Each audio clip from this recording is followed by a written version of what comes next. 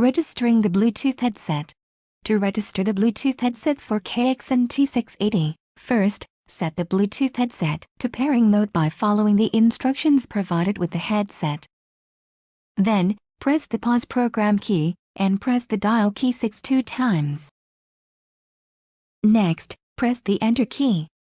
Enter the Bluetooth headset's passkey, and then, press the enter key again. When Bluetooth pairing is completed, the Bluetooth icon mark will be displayed on the top line of the LCD screen. Finally, press the cancel key. How to use the Bluetooth headset. To use the Bluetooth headset, first press the pause program key. Then, press the dial key 6 and 1. Select headset mode on with the navigator key, and press enter. You can now start using your Bluetooth headset for making or hanging up calls. To cancel the pairing setting of the Bluetooth headset, first, press the pause program key.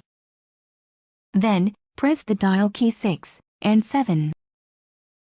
Select the ID of the Bluetooth headset you would like to cancel the pairing setting for, and then press enter. Press the cancel key to go back home.